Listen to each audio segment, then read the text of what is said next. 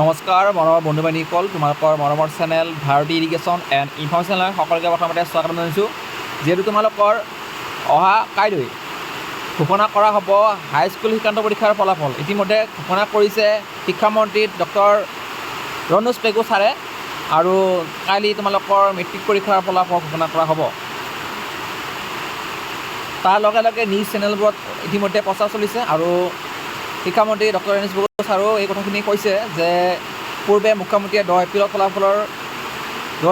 ফলাফলৰ তাৰিখ ঘোষণা কৰিছিলে। চ' সেই হিচাপতে তোমালোকৰ 10 তাৰিখে তোমালোকৰ ফলাফলটো ঘোষণা হ'ব। আৰু ইতিমধ্যে কেনেকৈ তোমালোকে ৰিজাল্ট চেক কৰিবা সেই বিষয়ে আমি আলোচনা কৰি আছিলোঁ।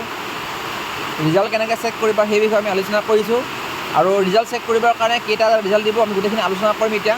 ঠিক আছে, ব'লা ভিডিঅ'টো পাওঁতে আমি আৰম্ভ কৰোঁ। ৰিজাল্ট চেক কৰিবৰ কাৰণে তোমালোকে চেবাৰ যোনটো অফিচিয়েল ৱেবছাইট আছে, সেই অফিচিয়েল ৱেবছাইট আহিলে তোমালোকে ইয়াতে যেনেকৈ দেখা পাইছে স্ক্ৰীনত এণ্টাৰ ৰোল আৰু এণ্টাৰ নং, ঠিক আছে, এইবিলাক চিলেক্ট কৰিলে তোমালোকৰ নং আৰু ৰোলটো চিলেক্ট কৰাৰ পিছত ফাইন ৰিজাল্টত ক্লিক কৰিলে তোমালোকৰ ৰিজাল্টটো চেক কৰিব পাৰিবা। ঠিক আছে, thank you so' much, next ভিডিঅ'ত পাম, ধন্যবাদ।